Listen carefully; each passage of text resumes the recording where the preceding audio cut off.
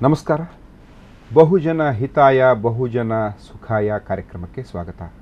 ಪ್ರತಿ ವಾರ ಒಂದೊಂದು ಕಥೆಗಳನ್ನು ಅಲ್ಲ, ಜೀವನದ ವ್ಯಥೆಗಳನ್ನು ಅಲ್ಲ, ಜೀವನದ ಹೋರಾಟಗಳನ್ನು ಮತ್ತು ಅದರ ಯಶಸ್ಸುಗಳನ್ನು ನಿಮ್ಮೆದುರು ತೆರೆದಿಡುತ್ತಾ ನಾವು ಅನುಭವಿಸಬಹುದಾದಂತಹ ಸಾರ್ವಜನಿಕ ಸವಲತ್ತುಗಳಲ್ಲಿ ನಮ್ಮ ಬದ್ಧತೆ ಮತ್ತು ನಮ್ಮ ಹಠ ಅಥವಾ ನಮ್ಮ ಹೋರಾಟ ಯಶಸ್ಸು ಗಳಿಸುತ್ತದೆ ಅನ್ನುವುದನ್ನು ನಿಮ್ಮೆದುರು ದೃಷ್ಟಾಂತೀಕರಿಸುವಂತಹ ಕಾರ್ಯಕ್ರಮವೇ ಹೋರಾಟ ನಿಮ್ಮದು, ಬೆಂಬಲ ನಮ್ಮದು ಅನ್ನುವ ಅಡಿ ಬರಹದ ಬಹುಜನ ಹಿತಾಯ ಬಹುಜನ ಸುಖಾಯ. ಬಳಕೆದಾರರ ವೇದಿಕೆಯ ಕಾರ್ಯಕರ್ತ, ಮಾನವ ಹಕ್ಕುಗಳ ಪ್ರತಿಷ್ಠಾನದ ಪ್ರತಿನಿಧಿ ಡಾಕ್ಟರ್ ರವೀಂದ್ರನಾಥ್ ಶಾನುಭೋಗ್ ಅವರ ಬರಹ ರೂಪದ ಲೇಖನಗಳಿಂದ ಆಯ್ದಂತಹ ಈ ಮರು ಸೃಷ್ಟಿಯ ಕಥಾನಕಗಳು ನಿಮಗೊಂದಷ್ಟು ಪ್ರೇರಣೆ ನೀಡಬೇಕು ಅನ್ನುವ ಆಶಯದೊಂದಿಗೆ ಇವತ್ತು ನಿಮ್ಮೆದುರು ಪ್ರಸ್ತುತಗೊಳ್ಳುವಂತಹ ಕಥೆ ಈ ದೇಶಕ್ಕೆ ಶಾಪ ತಟ್ಟದಿದ್ದೀತೆ. ಕಾಂಪರ ದೇವಾಡಿಗರು ಮೂಲತಃ ದಕ್ಷಿಣ ಕನ್ನಡದ ಏರ್ಮಾಳಿನವರು. ಬಡ ಕುಟುಂಬದಿಂದ ಬಂದವರಾದುದರಿಂದ ಹೆಚ್ಚೇನೂ ಕಲಿಯಲಾಗದಿದ್ದರೂ ಕಷ್ಟಪಟ್ಟು ದುಡಿದು ಜೀವನದಲ್ಲಿ ಏನಾದರೂ ಸಾಧಿಸಬೇಕೆಂದು ಬೊಂಬಾಯಿಗೆ ಹೊರಟರು. ವಿಕ್ಟೋರಿಯಾ ಟರ್ಮಿನಸ್ ರೈಲ್ವೆ ಸ್ಟೇಷನ್ನಿನ ಬಳಿ ಹೋಟೆಲೊಂದರಲ್ಲಿ ಕೆಲಸಕ್ಕೆ ಸೇರಿದರು. ಅಲ್ಲಿಗೆ ಬರುವ ರೈಲ್ವೆ ಅಧಿಕಾರಿಗಳನ್ನು ಕಾಡಿ ಬೇಡಿ ಸೆಂಟ್ರಲ್ ರೈಲ್ವೆಯಲ್ಲಿ ಕೆಲಸ ಗಿಟ್ಟಿಸಿಕೊಂಡರು. 1970 ಜುಲೈ ತಿಂಗಳ 23ನೇ ದಿನಾಂಕ ಸಂಜೆಯ ಹೊತ್ತು ಮುಂಬಯಿಯ ಕರಿ ರೋಡ್ನಲ್ಲಿರುವ ಸೆಂಟ್ರಲ್ ರೈಲ್ವೆ ಚಾಳ್ನ 38ರ ನಮ್ರದ ಮನೆ. ಅಪ್ಪಿ ತನ್ನ ಗಂಡ ಕಾಂಪರನಿಗಾಗಿ ಕಾಯುತ್ತಿದ್ದಳು. ರೈಲ್ವೆ ಇಲಾಖೆಯ ವಿಕ್ಟೋರಿಯಾ ಟರ್ಮಿನಸ್ ಕಚೇರಿಯಲ್ಲಿ ಉದ್ಯೋಗಿಯಾಗಿದ್ದ ಕಾಂಪರ ದೇವಾಡಿಗರು ಮನೆಗೆ ಬಂದಾಗ ಮುಖ ಬಾಡಿತ್ತು. ಎದೆ ನೋವೆಂದು ಮಲಗಿದರು. ವಾಯು ಉಪದ್ರ ಇರಬಹುದೆಂದು ಜೀರಿಗೆ ಕಷಾಯ ವಾಯು ಮಾತ್ರೆ ಕೊಟ್ಟಳು ಅಪ್ಪಿ. ಮರುದಿನ ಬೆಳಗ್ಗೆ ಎದ್ದಾಗಲೂ ಆಯಾಸ ಕಡಿಮೆಯಾಗಿರಲಿಲ್ಲ. ಆದರೂ ಕಚೇರಿಗೆ ತೆರಳಿದ ಕಾಂಪರ ದೇವಾಡಿಗರು ಅಲ್ಲಿಯೇ ಕುಸಿದರು. ಕಚೇರಿಯ ಸಹ ಸಿಬ್ಬಂದಿಗಳೆಲ್ಲ ಸೇರಿ ಬೈಕುಲದಲ್ಲಿದ್ದ ರೈಲ್ವೆ ಆಸ್ಪತ್ರೆಗೆ ಸಾಗಿಸಿದರು. ಅಪ್ಪಿಗೆ ಈ ವಿಷಯ ಗೊತ್ತಾದದ್ದೇ ಸಂಜೆ 6 ಗಂಟೆಗೆ. ತನ್ನ 4 ಮಕ್ಕಳೊಂದಿಗೆ ಆಸ್ಪತ್ರೆಗೆ ತೆರಳಿದಳು. ಇಂಟೆನ್ಸಿವ್ ಕೇರ್ ವಾರ್ಡಿನಲ್ಲಿದ್ದ ತನ್ನ ಗಂಡನನ್ನು ನೋಡಲು ಸಾಧ್ಯವಾಗಲಿಲ್ಲ. ಅದೇ ರಾತ್ರಿ 3 ಗಂಟೆಗೆ ಕಾಂಪರ ದೇವಾಡಿಗರು ಕೊನೆಯುಸಿರು ಎಳೆದರು. ರೈಲ್ವೆಯ ಕಾಲನಿಯವರೆಲ್ಲ ಸೇರಿ ಹೆಣ ಸುಟ್ಟರು. ಅಂತೂ ಪೂರ್ಣಾವಧಿ ಕೆಲಸ ಸಿಕ್ಕಿದಾಗಿನಿಂದ ರೈಲ್ವೆ ಕಾಲನಿಯಲ್ಲಿ ಒಂದೇ ರೂಮಿನ ಮನೆಯೂ ಸಿಕ್ಕಿತು. 1968ರಲ್ಲಿ ಊರಿಗೆ ಬಂದು ಏರ್ಮಾಳಿನ ಹುಡುಗಿ ಅಪ್ಪಿಯನ್ನು ಮದುವೆಯಾದರು. ಕರಿ ರೋಡ್ನಲ್ಲಿರುವ ಸೆಂಟ್ರಲ್ ರೈಲ್ವೆ ಚಾಳ್ನಲ್ಲಿ ಕಾಂಪರ ಅಪ್ಪಿಯರ ದಾಂಪತ್ಯ 12 ವರ್ಷಗಳ ಕಾಲ ಸಾಗಿತು. ಈ ಅವಧಿಯಲ್ಲಿ ಈರ್ವರು ಹುಡುಗರು ವಿಜಯ ವಿನಯ, ಈರ್ವರು ಹುಡುಗಿಯರು ಗೀತಾ ಪುಷ್ಪ ಹುಟ್ಟಿದರು. ಅಪ್ಪಿ ಹಾಗೂ ಅವಳ 4 ಮಕ್ಕಳು ಅನಾಥರಾದರು. ಆಕೆಗೆ ತುಳು ಬಿಟ್ಟು ಬೇರಾವ ಭಾಷೆಯೂ ಸರಿಯಾಗಿ ಬರುತ್ತಿರಲಿಲ್ಲ. ಊರಿನವರಾರೂ ಹತ್ತಿರದಲ್ಲಿರಲಿಲ್ಲ. ಎಲ್ಲಿಗೆ ಹೋಗೋದು, ಏನು ಮಾಡೋದು, ಊಟಕ್ಕೆಲ್ಲಿಂದ ತರೋದು? 10 ದಿನಗಳ ಅನಂತರ ಸೆಂಟ್ರಲ್ ರೈಲ್ವೆ ಹೆಡ್ ಆಫೀಸ್ನಿಂದ ಕರೆ ಬಂತು. ರೈಲ್ವೆಯ ಅಧಿಕಾರಿಯೋರ್ವರು ಸಹಾನುಭೂತಿಯಿಂದ ಅಪ್ಪಿಯನ್ನು ಮಾತನಾಡಿಸಿದರು. ರೈಲ್ವೆಯಲ್ಲಿಯೇ ಕೆಲಸಕ್ಕೆ ಸೇರುವಂತೆ ಸೂಚಿಸಿದರು. ಅದುವರೆಗೆ ಹೊರಗಿನವರಲ್ಲಿ ಮಾತನಾಡಿ ಅವಳಿಗೆ ಗೊತ್ತಿಲ್ಲ. ಶಾಲೆಗೆ ಹೋದವಳೂ ಅಲ್ಲ. ಏನು ಕೆಲಸ ಮಾಡೋದು? 11 ವರ್ಷದ ವಿಜಯ ಹಾಗೂ 6 ವರ್ಷದ ವಿನಯ ಹತ್ತಿರದ ಶಾಲೆಗೆ ಹೋಗುತ್ತಿದ್ದರು. ಆದರೆ 8 ತಿಂಗಳ ಮಗು ಪುಷ್ಪ, 4 ವರ್ಷದ ಗೀತಾಳನ್ನ ಎಲ್ಲಿ ಬಿಡೋದು? ಹರುಕು ಮುರುಕು ಮರಾಠಿಯಲ್ಲಿ ತನ್ನಿಂದ ಕೆಲಸ ಸಾಧ್ಯವಾಗದು ಎಂದಳು ಅಪ್ಪಿ. ಹಾಗಾದ್ರೆ ರೈಲ್ವೆ ಚಾಳ್ ಬಿಡಬೇಕಾಗುವುದು ಎಂದರು ಆ ಅಧಿಕಾರಿ. ಬೇರಾವ ಉಪಾಯವೂ ಇರಲಿಲ್ಲ. ಕೊನೆಗೂ ಊರಿಗೆ ಹೋಗಲು ರೈಲ್ವೆ ಟಿಕೆಟಿನ ವ್ಯವಸ್ಥೆ ಮಾಡಿದರು. ಮನೆ ಸಾಮಾನುಗಳನ್ನೆಲ್ಲ ಸಾಗಿಸುವುದು ಹೇಗೆ ಎಂಬುದೇ ದೊಡ್ಡ ಸಮಸ್ಯೆಯಾಯಿತು. ಕೊನೆಗೆ ಎಲ್ಲ ಸಾಮಾನುಗಳನ್ನು ಅಲ್ಲಿಯೇ ಬಿಟ್ಟು ನಿತ್ಯ ಉಪಯೋಗಕ್ಕೆ ಬೇಕಾದ ಬಟ್ಟೆ ಬರೆ ಹಾಗೂ ಪಾತ್ರೆಗಳನ್ನು ಮೂಟೆ ಕಟ್ಟಿ ಹೊರಟಳು. ತನ್ನ 4 ಮಕ್ಕಳ ಸಹಿತ ಅಪ್ಪಿ ಏರ್ಮಾಳಿನಲ್ಲಿರುವ ತನ್ನ ಅಮ್ಮನ ಮನೆಗೆ ಬಂದಿಳಿದಳು. ಅಪ್ಪಿಯ ಕುಟುಂಬಕ್ಕೆ ಕಷ್ಟದ ದಿನಗಳವು. ಅಲ್ಲಿ ಇಲ್ಲಿ ಕೂಲಿ ಮಾಡಿ ಮಕ್ಕಳನ್ನು ಸಾಕುವುದು ಬಿಟ್ಟು ಬೇರಾವ ದಾರಿಯೂ ಇರಲಿಲ್ಲ. 2 ತಿಂಗಳ ಅನಂತರ ಅಪ್ಪಿಯ ಭಾವ ಶ್ರೀ ಬೋಳ ಸೇರಿಗಾರರು ಬಂದು ಅಪ್ಪಿಗೆ ಸಾಂತ್ವನ ಹೇಳಿದರು. ಅಂದೇ ಮುಂಬಯಿಯಲ್ಲಿರುವ ಸೆಂಟ್ರಲ್ ರೈಲ್ವೆ ಪ್ರಧಾನ ಕಚೇರಿಗೆ ಪತ್ರ ಬರೆದು ಶ್ರೀಮತಿ ಅಪ್ಪಿಯವರಿಗೆ ಶ್ರೀ ಕಾಂಪರ ದೇವಾಡಿಗರ ಮರಣೋತ್ತರ ಸೌಲಭ್ಯಗಳೇನಾದರೂ ಕೊಡಲು ಇದೆಯೇ ಎಂದು ವಿಚಾರಿಸಿದರು. ರೈಲ್ವೆಯಿಂದ ಉತ್ತರವೇ ಬರಲಿಲ್ಲ. ಅದರ ಅನಂತರ ಬರೆದ 2 ರಿಜಿಸ್ಟರ್ಡ್ ಪತ್ರಗಳಿಗೂ ರೈಲ್ವೆ ಅಧಿಕಾರಿಗಳಿಂದ ಉತ್ತರವೇ ಬರಲಿಲ್ಲ. ಕೊನೆಗೆ ಅಪ್ಪಿ ಆಶೆ ಬಿಟ್ಟು ನಿಶ್ಚಿಂತಳಾದಳು. ಇದಾಗಿ ಸುಮಾರು 13 ತಿಂಗಳ ಅನಂತರ ರೈಲ್ವೆ ಕಚೇರಿಯಿಂದ 4,027 ರೂಪಾಯಿಗಳ ಚೆಕ್ ಬಂತು. ಅದರೊಂದಿಗೆ ಬಂದ ಮುದ್ರಿತ ಕಾಗದದಲ್ಲಿ ಸೆಟಲ್ಮೆಂಟ್ ಡ್ಯೂಸ್ ಎಂಬ 2 ಶಬ್ದಗಳನ್ನು ಬರೆಯಲಾಗಿತ್ತು. ಅದೇನೆಂದು ಯಾರಿಗೂ ತಿಳಿಯಲಿಲ್ಲ. ಅಷ್ಟು ಸಿಕ್ಕಿದ್ದೇ ಪುಣ್ಯ ಎಂದು ಅಪ್ಪಿ ಸುಮ್ಮನಾದಳು. ಪೆನ್ಷನ್ಗಾಗಿ ಕಾದ ಅಪ್ಪಿ. ಆದರೆ ಭಾವ ಬೋಳ ಸೇರಿಗಾರರು ಪುನಃ ಪತ್ರ ಬರೆದರು. ಅಪ್ಪಿಗೆ ಕುಟುಂಬ ಪೆನ್ಷನ್ ಏಕಿಲ್ಲ ಎಂದು ಪದೇ ಪದೇ ಕೇಳಿದರು. 1 ಪತ್ರಕ್ಕೂ ಉತ್ತರವಿಲ್ಲ. ಸುಮಾರು 30 ತಿಂಗಳ ಅನಂತರ ರೈಲ್ವೆಯಿಂದ ಅಪ್ಪಿಗೆ ಇನ್ನೊಂದು ಪತ್ರ ಬಂತು. ನಿಮ್ಮ ಗಂಡನ ಪ್ರಾವಿಡೆಂಟ್ ಫಂಡ್ ಹಣ ಈಗಾಗಲೇ ಕಳುಹಿಸಲಾಗಿದೆ. ನಿಮಗೆ ಪೆನ್ಷನ್ ಬೇಕಿದ್ದಲ್ಲಿ 2,000 ರೂಪಾಯಿ ಹಿಂದಕ್ಕೆ ಕೊಡಬೇಕಾಗುವುದು ಎಂದಿತ್ತು. 1975 ಜನವರಿ ತಿಂಗಳಲ್ಲಿ ಅಪ್ಪಿ ಅವರಿವರ ಸಹಾಯ ಪಡೆದು ಮುಂಬೈಗೆ ಹೋಗಿ ರೈಲ್ವೆ ಕಚೇರಿಯಲ್ಲಿ ವಿಚಾರಿಸಿದಳು. ನೀವು 2,000 ರೂಪಾಯಿ ಕಟ್ಟಿದರೆ ಪೆನ್ಷನ್ ಕೊಡೋಣ ಎಂದ ಅಲ್ಲಿದ್ದ ಗುಮಾಸ್ತ. ಶ್ರೀಮತಿ ಅಪ್ಪಿ ಅವನಿಗೆ 2,000 ರೂಪಾಯಿ ನೀಡಿದಳು. ಇದರ ರಶೀದಿ ಹಾಗೂ ಪೆನ್ಷನ್ ಒಟ್ಟಿಗೆ ನಿಮಗೆ ಸಿಗುತ್ತದೆ ಎಂದನಾತ. ಅನೇಕ ಕಾಗದಗಳಿಗೆ ಅಪ್ಪಿಯ ಹೆಬ್ಬೆಟ್ಟುಗಳನ್ನೂ ಹಾಕಿಸಿಕೊಂಡರು. ಅದೇನೆಂದು ಅವನು ಹೇಳಲಿಲ್ಲ. ಅಪ್ಪಿಯೂ ಕೇಳಲಿಲ್ಲ. ಒಂದು ವೇಳೆ ಆ ಗುಮಾಸ್ತ ಅವು ಏನೆಂದು ಹೇಳಿದರೂ ಅರ್ಥ ಮಾಡಿಕೊಳ್ಳುವ ಸ್ಥಿತಿಯಲ್ಲಿ ಅಪ್ಪಿ ಇರಲಿಲ್ಲ. ಆದರೂ ಮುಂದಿನ ತಿಂಗಳಿಂದ ಬರಬಹುದಾದ ಪೆನ್ಷನಿನ ಆಶೆಯನ್ನು ಮನಸ್ಸಿನಲ್ಲೆಲ್ಲ ತುಂಬಿಕೊಂಡು ಊರಿಗೆ ಹಿಂದಿರುಗಿದಳು. ಅಂದಿನಿಂದ ಅಂಚೆ ಅಣ್ಣನನ್ನು ಕಾಯುವುದೇ ಅವಳ ಕೆಲಸವಾಯಿತು. ತಿಂಗಳೆರಡು ಕಳೆದವು. ಪೆನ್ಷನ್ ಬರಲಿಲ್ಲ. ಪೆನ್ಷನ್ ಪಡೆಯಲು ತಾನು ನೀಡಿದ 2,000 ರೂಪಾಯಿಗಳಿಗೆ ರಸೀದಿಯೂ ಬರಲಿಲ್ಲ. ಹೀಗೆ 4-5 ವರ್ಷಗಳ ಕಾಲ ಕಾದು ಕಾದು ಕೊನೆಗೆ ಪೆನ್ಷನ್ ಪಡೆಯುವ ಆಶೆಯನ್ನೂ ಬಿಟ್ಟಳು. ಅಸಹಾಯಕ ವಿಧವೆ, ಅನಕ್ಷರಸ್ಥೆ, ಇನ್ನೇನು ಮಾಡಿಯಾಳು? ಕೆಲಸಕ್ಕಾಗಿ ಮೊದಲ ಅರ್ಜಿ. ಇತ್ತ ಅಪ್ಪಿಯ ಹಿರಿಯ ಮಗ ವಿಜಯ ದೇವಾಡಿಗ ಶಾಲೆಗೆ ಹೋಗುತ್ತಿದ್ದ. ಮೊದಲು ಮುಂಬಯಿಯ ಪ್ರಾಥಮಿಕ ಶಾಲೆಯೊಂದರಲ್ಲಿ 3ನೇ ಕ್ಲಾಸಿನವರೆಗೆ ಮರಾಠಿ ಕಲಿತದ್ದು ವ್ಯರ್ಥವಾಗಿತ್ತು. ಪುನಃ ಕನ್ನಡ ಶಾಲೆಯಲ್ಲಿ ಮೊದಲ ಕ್ಲಾಸಿನಲ್ಲಿಯೇ ಕಲಿಯುವುದು ಅನಿವಾರ್ಯವಾಗಿತ್ತು. 1975ರಲ್ಲಿ 18 ವರ್ಷವಾಗುವ ಮೊದಲೇ ರೈಲ್ವೆಯಲ್ಲಿ ಕೆಲಸಕ್ಕಾಗಿ ಅರ್ಜಿ ಸಲ್ಲಿಸಲು ಶಾಲಾ ಮುಖ್ಯಸ್ಥರು ಸಲಹೆ ನೀಡಿದರು. ಅಪ್ಪಿ ತನ್ನ ಮಗನಿಗೆ ಕೆಲಸ ನೀಡುವಂತೆ ಅರ್ಜಿಗಳನ್ನೇನೋ ಕಳುಹಿಸಿದಳು. ಹೀಗೆ ಕಳುಹಿಸಿದ ಪತ್ರಗಳಿಗೆ ಅಂಚೆ ಇಲಾಖೆಯ ರಶೀದಿಗಳು ಬಂದವೇ ವಿನಃ ಅರ್ಜಿಗಳಿಗೆ ರೈಲ್ವೆ ಅಧಿಕಾರಿಗಳು ಉತ್ತರಿಸಲೇ ಇಲ್ಲ. ಈ ಮಹಾನ್ ದೇಶದಲ್ಲಿ ಸರಕಾರಿ ಅಧಿಕಾರಿಗಳಿಗೆ ಕಳುಹಿಸಿದ ಪ್ರತಿಯೊಂದು ಅರ್ಜಿಯ ಪ್ರತಿಗಳನ್ನು ಇಟ್ಟುಕೊಳ್ಳಬೇಕು ಎಂದು ಈ ಮುಗ್ಧರಿಗೆ ಹೇಗೆ ಗೊತ್ತಾಗಬೇಕು?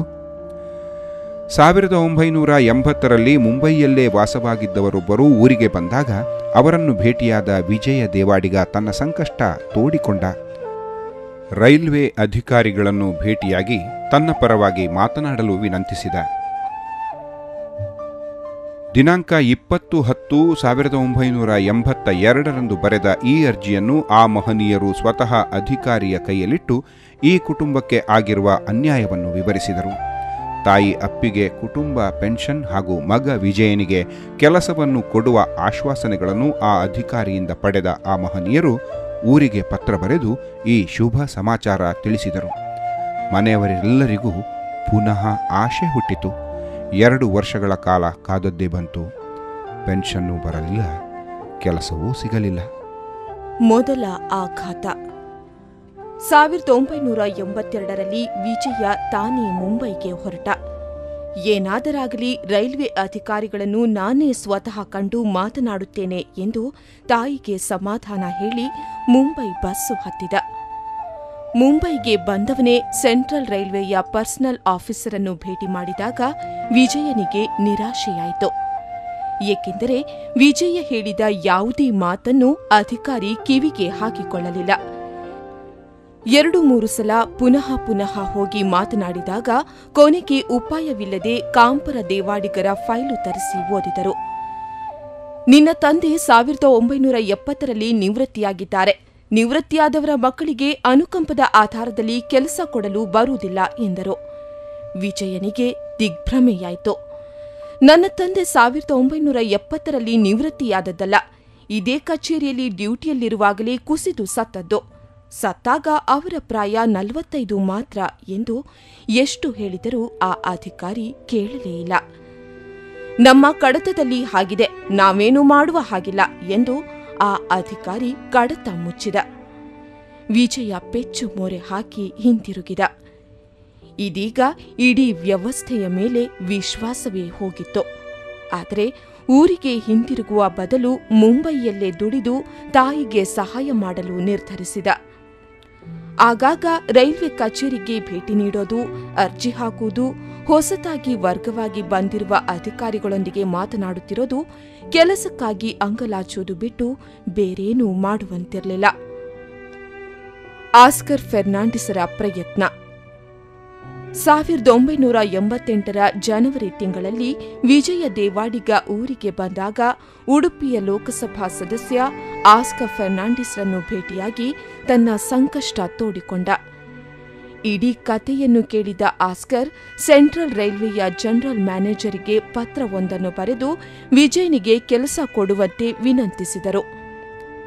ಇದಾಗಿ 6 ತಿಂಗಳ ಅನಂತರ ಸೆಂಟ್ರಲ್ ರೈಲ್ವೆಯ ಅಧಿಕಾರಿಯೋರ್ವರಿಂದ ಆಸ್ಕರ್ ಫೆರ್ನಾಂಡಿಸರಿಗೆ ಪತ್ರವೊಂದು ಬಂತು. ಕೆಲಸ ಪಡೆಯುವ ವಿಜಯನ 11 ವರ್ಷಗಳ ಸತತ ಹೋರಾಟದಲ್ಲಿ ರೈಲ್ವೆ ಅಧಿಕಾರಿಗಳಿಂದ ಪಡೆದ ಮೊದಲ ಲಿಖಿತ ದಾಖಲೆಯಾಗಿತ್ತದು. ಆಸ್ಕರ್ ಫೆರ್ನಾಂಡಿಸರು ಅದನ್ನು ನೇರವಾಗಿ ವಿಜಯನಿಗೆ ಕಳುಹಿಸಿದರು. ಅದರಲ್ಲಿ ಬರೆದದ್ದನ್ನು ಕಂಡು ವಿಜಯನಿಗೆ ಆಶ್ಚರ್ಯ. ಶ್ರೀ ಕಾಂಪರ ದೇವಾಡಿಗರು ದಿನಾಂಕ 9/8/71ರಂದು ಸತ್ತು ಹೋಗಿದ್ದಾರೆ. ಆದರೆ 25/7/70ರಂದೇ ಅವರನ್ನು ಸೇವೆಯಿಂದ ವಜಾಗೊಳಿಸಲಾಗಿದೆ. ಆದುದರಿಂದ ಅವರ ಮಗ ವಿಜಯ ದೇವಾಡಿಗನಿಗೆ ಅನುಕಂಪದ ಆಧಾರದ ಮೇಲೆ ಕೆಲಸ ನೀಡುವ ಪ್ರಶ್ನೆಯೇ ಇಲ್ಲ ಎಂದು ವಿವರಿಸಲಾಗಿತ್ತು. ಕೂಡಲೇ ಆಸ್ಕರ್ರನ್ನು ಭೇಟಿಯಾದ ವಿಜಯ ಎಲ್ಲವನ್ನೂ ವಿವರಿಸಿದರು. ದಿನಾಂಕ 25/7/1970ರಂದು ಕಾಂಪರ ದೇವಾಡಿಗರು ಸತ್ತು ಹೋದ ಬಗ್ಗೆ ರೈಲ್ವೆ ಆಸ್ಪತ್ರೆಯವರೇ ನೀಡಿದ ಡೆತ್ ಸರ್ಟಿಫಿಕೇಟ್ ಅನ್ನು, ಇತರ ದಾಖಲೆಗಳನ್ನು ತೋರಿಸಿದಾಗ ಆಸ್ಕರಿಗೂ ಮನವರಿಕೆಯಾಯಿತು. ದಿನಾಂಕ 8/11/1988ರಂದು ನೇರವಾಗಿ ರೈಲ್ವೆ ಸಚಿವ ಮಾಧವರಾವ್ ಸಿಂಧಿಯಾರಿಗೆ ಪತ್ರ ಬರೆದು ವಿಜಯ್ ದೇವಾಡಿಗನಿಗೆ ನ್ಯಾಯ ಒದಗಿಸುವಂತೆ ವಿನಂತಿಸಿದರು. 1990 ಜೂನ್ ತಿಂಗಳಲ್ಲಿ ಸೆಂಟ್ರಲ್ ರೈಲ್ವೆಯಿಂದ ಅಪ್ಪಿಯವರಿಗೆ ಪತ್ರವೊಂದು ಬಂದಿತ್ತು. ತಿಂಗಳಿಗೆ 200 ರೂಪಾಯಿಗಳ ಪೆನ್ಷನ್ ಮಂಜೂರಾಗಿತ್ತು. ಹಿಂದಿನ ಬಾಕಿ ಎಂದು 9,500 ರೂಪಾಯಿಗಳನ್ನು ಕಳುಹಿಸಲಾಗಿತ್ತು. ಕಾಂಪರ ದೇವಾಡಿಗರು ಸತ್ತು ಅದಾಗಲೇ 20 ವರ್ಷಗಳಾಗಿದ್ದವು. ಯಾವ ಲೆಕ್ಕದಲ್ಲಿ ಹಿಂದಿನ ಬಾಕಿ ನಿರ್ಧರಿಸಿದರು ಎಂದು ತಿಳಿಯಲಿಲ್ಲ. ಪುನಃ ವಿಚಾರಿಸಿದಾಗ 1986ರಿಂದ ಪೆನ್ಷನ್ ಮಂಜೂರಾಗಿರುವುದಾಗಿ ತಿಳಿಯಿತು. 1970ರಿಂದ 1986ರವರೆಗೆ ಪೆನ್ಷನ್ ಏಕಿಲ್ಲ ಎಂಬ ಪ್ರಶ್ನೆಗೆ ಇದುವರೆಗೂ ಉತ್ತರ ದೊರೆತಿಲ್ಲ. ಇದೀಗ ಸೆಂಟ್ರಲ್ ರೈಲ್ವೆಯ ಚೀಫ್ ಪರ್ಸೋನೆಲ್ ಆಫೀಸರ್ರಿಂದ ಅಪ್ಪಿಬಾಯಿಗೆ ಇನ್ನೊಂದು ಪತ್ರ ಬಂತು. ಈ ಪತ್ರದಲ್ಲಿ ಕಾಂಪಾರ ದೇವಾಡಿಗರು ಸತ್ತದ್ದು ದಿನಾಂಕ 25/7/70ರಂದು ಎಂಬುದನ್ನು ಒಪ್ಪಿಕೊಂಡಿದ್ದರು. ಆದರೆ ಕಾನೂನು ಪ್ರಕಾರ ವಿಜಯ ದೇವಾಡಿಗನಿಗೆ 18 ವರ್ಷ ತುಂಬುವ 6 ತಿಂಗಳ ಒಳಗಾಗಿ ಅರ್ಜಿ ಸಲ್ಲಿಸಬೇಕಿತ್ತು.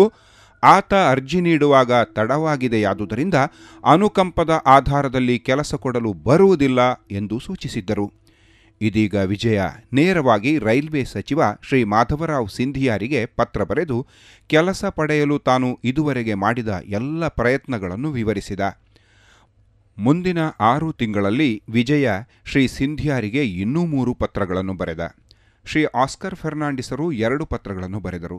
ವಿಜಯನಿಗೆ ರೈಲ್ವೆಯಲ್ಲಿ ಕೆಲಸ ನೀಡುವ ಬದಲಾಗಿ ಶ್ರೀ ಸಿಂಧಿಯಾ ರೈಲ್ವೆ ಸಚಿವರ ಕೆಲಸವನ್ನೇ ಕಳೆದುಕೊಂಡರು. ಹೊಸದಾಗಿ ಬಂದ ರೈಲ್ವೆ ಸಚಿವ ಶ್ರೀ ಜಾಫರ್ ಷರೀಫರಿಗೂ ಮನವಿ ಸಲ್ಲಿಸಿದರು. ಪುನಃ ಅದೇ ಸಮಸ್ಯೆ, ಪುನಃ ಅಂತಹುದೇ ಪತ್ರಗಳು. ಕಾಂಪರದೇವಾಡಿಗರು ತಾರೀಕು 25/7/1970 ಕೆಲಸ ಬಿಟ್ಟಿದ್ದಾರೆ ಹಾಗೂ ತಾರೀಕು 9/8/71 ಸತ್ತು ಹೋಗಿದ್ದಾರೆ. ಹಾಗಿರುವಾಗ ವಿಜಯ ದೇವಾಡಿಗರಿಗೆ ಉದ್ಯೋಗ ಕೊಡುವುದು ಹೇಗೆ ಎಂಬ ಹಳೆ ಪ್ರಶ್ನೆಯನ್ನೇ ಶ್ರೀ ಜಾಫರ್ ಷರೀಫರು ಕೇಳಿದ್ದರು. ಶ್ರೀ ಕಾಂಪರದೇವಾಡಿಗರು ಸತ್ತದ್ದು 1971 ಅಲ್ಲ, 1970 ಎಂದು ಈಗಾಗಲೇ ಮನವರಿಕೆ ಮಾಡಿಕೊಂಡಿದ್ದ ರೈಲ್ವೆ ಸಚಿವರೂ ಅಧಿಕಾರಿಗಳೂ ಹೋಗಿ ಬೇರೆಯೇ ವ್ಯಕ್ತಿಗಳು ಆ ಸ್ಥಾನಗಳಿಗೆ ಬಂದಿದ್ದರು. ಈ ಹೊಸ ಮಂದಿಗಳಿಗೆ ನಿಜ ಸ್ಥಿತಿಯನ್ನು ಮನವರಿಕೆ ಮಾಡಿಕೊಡಲು ವಿಜಯನಿಗೆ ಹಾಗೂ ಆಸ್ಕರ್ರಿಗೂ ಇನ್ನೂ 3 ವರ್ಷ ಕಾಲ ಬೇಕಾಯಿತು. ಈ ಅವಧಿಯಲ್ಲಿ ವಿಜಯ ದೇವಾಡಿಗ ಜಾಫರ್ ಷರೀಫರಿಗೆ 6 ಪತ್ರ ಬರೆದರು. ಶ್ರೀ ಜಾಫರ್ ಷರೀಫರಿಗೆ ನಿಜ ಸ್ಥಿತಿ ಅರ್ಥವಾಯಿತು. ಆದರೆ ವಿಜಯನಿಗೆ ಉದ್ಯೋಗದ ಆದೇಶ ಮಾತ್ರ ಬರಲಿಲ್ಲ. ಇನ್ನು ಜಾಫರ್ ಷರೀಫರಿಗೆ ಬರೆದು ಪ್ರಯೋಜನವಿಲ್ಲವೆಂದು ಖಚಿತವಾಯಿತು. ನೇರವಾಗಿ ಪ್ರಧಾನಿ ನರಸಿಂಹರಾಯರಿಗೆ ಬರೆದರೆ ಹೇಗೂ ಉಳಿದುದೆಲ್ಲರಿಗೂ ಆಯಿತು. ಇವರಿಂದಲಾದರೂ ನ್ಯಾಯ ಸಿಗಬಹುದೆಂದು ಎಣಿಸಿದ ವಿಜಯ ದೇವಾಡಿಗ ತಾರೀಕು 13/11/95 ಪ್ರಧಾನಿಗೆ ನೇರವಾಗಿ ಪತ್ರ ಬರೆದು ಪ್ರತಿಯೊಂದು ಸಂಸತ್ ಸದಸ್ಯ ಜನಾರ್ದನ ಪೂಜಾರಿಯವರಿಗೂ ಕಳುಹಿಸಿದ. ಶ್ರೀ ಪೂಜಾರಿಯವರು ವಿಜಯನ ಪತ್ರವನ್ನು ಅಂದಿನ ರೈಲ್ವೆಯ ರಾಜ್ಯ ಸಚಿವ ಶ್ರೀ ಸುರೇಶ್ ಕಲ್ಮಾಡಿಗೂ ಕಳುಹಿಸಿ ಹಲವು ವರ್ಷಗಳಿಂದ ನೆನೆಗುದಿಗೆ ಬಿದ್ದಿರುವ ಈ ಸಮಸ್ಯೆಯನ್ನು ಪರಿಹರಿಸಲು ವಿನಂತಿಸಿದರು. ಕತ್ತಲೆಯಲ್ಲಿ ಬೆಳಗಿದ ದೀಪ. 1995 ಡಿಸೆಂಬರ್ 8ನೇ ದಿನಾಂಕ ಸೆಂಟ್ರಲ್ ರೈಲ್ವೆಯ ಸೀನಿಯರ್ ಪರ್ಸನಲ್ ಇನ್ಸ್ಪೆಕ್ಟರ್ಗಳಾದ ರಮೇಶ ಸುಬ್ರಹ್ಮಣ್ಯಂ ಹಾಗೂ ದಯಾನಂದ ಶೆಟ್ಟಿ ಅವರು ಯರ್ಮಾಳಿಗೆ ಬಂದಿಳಿದರು. ವಿಜಯ ಹಾಗೂ ಆತನ ತಾಯಿ ಅಪ್ಪಿಯರು ನೀಡಿದ್ದ ಅನೇಕ ಮನವಿಗಳ ಆಧಾರದ ಮೇಲೆ ಸಂಪೂರ್ಣವಾಗಿ ತನಿಖೆ ನಡೆಸಲೆಂದೇ ತಾವು ಬಂದಿರುವುದಾಗಿ ತಿಳಿಸಿದರು. ಈಗಲಾದರೂ ಸತ್ಯ ಹೊರಬರುವುದಲ್ಲ ಎಂದು ವಿಜಯ ಸಂತೋಷಗೊಂಡ. ದಿನವಿಡೀ ತನಿಖೆ ನಡೆಸಿದರು. ವಿಜಯನೊಂದಿಗೆ ಎಲ್ಲಾ ದಾಖಲೆಗಳನ್ನು ಪರಿಶೀಲಿಸಿದರು. ನಿಮ್ಗೆ ಹೀಗೆಲ್ಲ ಆಗಬಾರ್ದಿತ್ತು ಎಂದು ಲೊಚ್ಚಗುಟ್ಟಿದರು. ಕೂಡಲೇ ಮುಂಬೈಗೆ ಬಂದು ರೈಲ್ವೆಯ ಹಿರಿಯ ಅಧಿಕಾರಿಗಳನ್ನು ಭೇಟಿಯಾಗಲು ತಿಳಿಸಿದರು. ತನ್ನ ಮಗನಿಗೆ ಕೆಲಸ ನೀಡಲು ತನ್ನ ಆಕ್ಷೇಪಣೆ ಇಲ್ಲವೆಂಬ ಪತ್ರ ಕೊಡಬೇಕೆಂದರು. ನೋ ಒಬ್ಜೆಕ್ಷನ್ ಪತ್ರ ನೀಡಿದ್ದೂ ಆಯಿತು. ಸಂತೋಷದಿಂದ ಅಪ್ಪಿಯ ಕಣ್ಣಿನಲ್ಲಿ 1-2 ಹನಿಗಳು ಉದುರಿದವು. ವಿಜಯ ತಡ ಮಾಡಲಿಲ್ಲ. ಮರುದಿನವೇ ಮುಂಬೈಗೆ ತೆರಳಿದ. ದಿನಾಂಕ 13/12/95 ವಿಟಿಯ ರೈಲ್ವೆ ಕಚೇರಿಯಲ್ಲಿರುವ ಸೀನಿಯರ್ ಪರ್ಸನಲ್ ಆಫೀಸರ್ ಎಸ್ಎಂ ಪುರಂದರೆಯವರನ್ನು ಭೇಟಿಯಾದ. ತನ್ನ ಸಹಾಯಕರು ನೀಡಿದ ವರದಿ ಹಾಗೂ ಇತರ ದಾಖಲೆಗಳನ್ನು ಖುದ್ದಾಗಿ ಪರಿಶೀಲಿಸಿದ ಶ್ರೀ ಪುರಂದರೆಯವರು ವಿಜಯನಿಗಾದ ತೊಂದರೆಯ ಬಗ್ಗೆ ವಿಷಾದ ವ್ಯಕ್ತಪಡಿಸಿದರು. ವಿಜಯನ 3 ಫೋಟೋ, ಜಾತಿ ಸರ್ಟಿಫಿಕೇಟ್, ಎಸ್ಎಸ್ಎಲ್ಸಿ ಮಾರ್ಕ್ಸ್ ಕಾರ್ಡ್ ಮುಂತಾದ ದಾಖಲೆಗಳನ್ನು ದ್ವಿಪ್ರತಿಯಲ್ಲಿ ಪಡೆದುಕೊಂಡ ಆ ಅಧಿಕಾರಿ, ಆದಷ್ಟು ಶೀಘ್ರವಾಗಿ ಅಪಾಯಿಂಟ್ಮೆಂಟ್ ಆರ್ಡರ್ ಕಳುಹಿಸಲಾಗುವುದು, ಯಾವುದೇ ತಡ ಮಾಡದೆ ಕೆಲಸಕ್ಕೆ ಸೇರಬೇಕು ಎಂದು ಹೇಳಿದರು. ವಿಜಯನಿಗೆ ಸ್ವರ್ಗ 3 ಗೇಣು ಉಳಿದಂತಾಯಿತು. ಸಾರ್, ನೀವಿಷ್ಟು ಹೇಳಿದ ಮೇಲೆ ನಾನು ಊರಿಗೆ ಹೋಗುವುದೇ ಇಲ್ಲ, ಇಲ್ಲೇ ನಿಂತು ಕಾಯುತ್ತೇನೆ, ಆರ್ಡರ್ ನನ್ನ ಕೈಗೆ ಕೊಡಿ ಎಂದ. ಅಪಾಯಿಂಟ್ಮೆಂಟ್ ಆರ್ಡರ್ ಕೈಯಲ್ಲಿ ಕೊಡಲು ಬರುವುದಿಲ್ಲ, ಯರ್ಮಾಳಿನಲ್ಲಿರುವ ನಿಮ್ಮ ಮನೆ ವಿಳಾಸಕ್ಕೆ ಕಳುಹಿಸಬೇಕಾಗುವುದು. ಆದುದರಿಂದ ಊರಿಗೆ ಹೋಗಿ ಅಲ್ಲೇ ಕಾಯಿರಿ, ಆರ್ಡರ್ ಕೈಗೆ ಸಿಕ್ಕಿದ ತಕ್ಷಣ ಬಂದು ಬಿಡಿ. ಒಂದು ವೇಳೆ ನೀವು ಸಮಯಕ್ಕೆ ಸರಿಯಾಗಿ ಬಾರದಿದ್ದಲ್ಲಿ ನಾವು ಜವಾಬ್ದಾರರಲ್ಲ ಎಂದು ಶ್ರೀ ಪುರಂದರೆ ಎಚ್ಚರಿಸಿದರು. ಅದೇ ದಿನ ವಿಜಯ ಪುನಃ ಯರ್ಮಾಳಿಗೆ ಹಿಂದಿರುಗಿದ. ಕಣ್ಣಿನಲ್ಲಿ ಎಣ್ಣೆ ಹಾಕಿ ಅಂಚೆ ಅಣ್ಣನ ಬರುವಿಕೆಯನ್ನೇ ಕಾದ. 20 ವರ್ಷಗಳ ಅನಂತರವಾದರೂ ತನ್ನ ಹಾಗೂ ಮನೆಯವರ ಪ್ರಾರ್ಥನೆ ದೇವರು ಕೇಳಿಸಿಕೊಂಡನಲ್ಲ ಎಂದು ನಿಟ್ಟುಸಿರು ಬಿಟ್ಟ. ರಾತ್ರಿಯೆಲ್ಲ ನಿದ್ದೆ ಇಲ್ಲ, ಬರೇ ಹಗಲು ಕನಸುಗಳು. ಮುಂಬಯಿಯ ರೈಲ್ವೆ ಕಚೇರಿಯಲ್ಲಿ ಕೆಲಸ ಮಾಡೋದು, ರೈಲ್ವೆ ಚಾಳದಲ್ಲಿ ತನಗೊಂದು ಮನೆ, ಇತ್ಯಾದಿ ಇತ್ಯಾದಿ. ವಾರಗಳೆರಡು ಕಳೆದರೂ, ತಿಂಗಳುಗಳು ಕಳೆದರೂ ಮುಂಬಯಿಯಿಂದ ಕೆಲಸದ ಆದೇಶವೂ ಬರಲಿಲ್ಲ, ಆ ಸಂಬಂಧ ಪತ್ರವೂ ಬರಲಿಲ್ಲ. ಆದರೆ ಇದೇ ವೇಳೆ ಕೇಂದ್ರ ಸರ್ಕಾರದಲ್ಲಿ ಕಾಂಗ್ರೆಸ್ ಪಕ್ಷ ಪತನಗೊಂಡು ಜನತಾ ದಳ ಅಧಿಕಾರಕ್ಕೆ ಬಂತು. ಶ್ರೀ ರಾಮವಿಲಾಸ ಪಾಸ್ವಾನ್ ಹೊಸ ರೈಲ್ವೆ ಮಂತ್ರಿಯಾಗಿ ಅಧಿಕಾರ ಸ್ವೀಕರಿಸಿದರು. ವಿಜಯ ದೇವಾಡಿಗರು 1996ರ ಸೆಪ್ಟೆಂಬರ್ ತಿಂಗಳಲ್ಲಿ ಶ್ರೀ ಪಾಸ್ವಾನರಿಗೂ ಪ್ರಧಾನಮಂತ್ರಿ ಶ್ರೀ ದೇವೇಗೌಡರಿಗೂ ಮನವಿ ಕಳುಹಿಸಿದರು. ವಿಜಯನಿಗೆ ಉತ್ತರ ಕೊಡುವ ಮುನ್ನ ದೇವೇಗೌಡರೇ ಅಧಿಕಾರದಿಂದ ಕೆಳಗಿಳಿದರು. ಅದರ ಅನಂತರ ವಿಜಯನಿಗೆ ರೈಲ್ವೆಯ ಯಾವ ಅಧಿಕಾರಿಯಿಂದ ಯಾವ ಪತ್ರವೂ ಬಂದಿಲ್ಲ. ಬರೆದ ಪತ್ರಗಳಿಗೆ ಉತ್ತರವೂ ಇಲ್ಲ. ವಿಜಯ ಸೋತು ಹೋಗಿದ್ದಾನೆ. ಕಳೆದ ತಿಂಗಳು ವಿಜಯ ಬಳಕೆದಾರರ ವೇದಿಕೆಯ ಕಚೇರಿಗೆ ಬಂದಾಗ ತಾನು ಭಾರತದ ರಾಷ್ಟ್ರಪತಿಯೊಬ್ಬರಿಗೆ ಮಾತ್ರ ಮನವಿ ಸಲ್ಲಿಸಿಲ್ಲವೆಂದು ನೆನಪಿಸಿಕೊಂಡ. ರಾಷ್ಟ್ರಪತಿಯೊಬ್ಬರನ್ನು ಬಿಡುವುದೇಕೆ ಎಂದು ದಿನಾಂಕ 21/7/98ರಂದು ಆತ ಅವರಿಗೂ ಪತ್ರವೊಂದನ್ನು ಬರೆದು ಇದೀಗ ಕೈ ತೊಳೆದುಕೊಂಡಿದ್ದಾನೆ. ತಾಯಿ ಅಪ್ಪಿ ತನ್ನ ಮಗನ ಅವಸ್ಥೆ ಕಂಡು ಈಗೀಗ ಕಣ್ಣೀರಿಳಿಸುವುದನ್ನೇ ನಿಲ್ಲಿಸಿದ್ದಾಳೆ. ಏಕೆಂದರೆ ಆಕೆಯ ಕಣ್ಣುಗಳಲ್ಲಿ ನೀರೇ ಬತ್ತಿ ಹೋಗಿದೆ. ನ್ಯಾಯಕ್ಕಾಗಿ ತಾಯಿ ಮಗ 28 ವರ್ಷಗಳಿಂದ ಹೋರಾಡುತ್ತಿದ್ದಾರೆ. ಅಪ್ಪಿಗಿನ್ನೂ ಪೂರ್ತಿ ಪೆನ್ಷನ್ ಸಿಕ್ಕಿಲ್ಲ. ವಿಜಯ ದೇವಾಡಿಗನಿಗೆ ಕೆಲಸವೂ ಸಿಕ್ಕಿಲ್ಲ. ಇವರೀರುವರ ಶಾಪ ಈ ದೇಶಕ್ಕೆ ತಟ್ಟದಿದ್ದೀತೆ.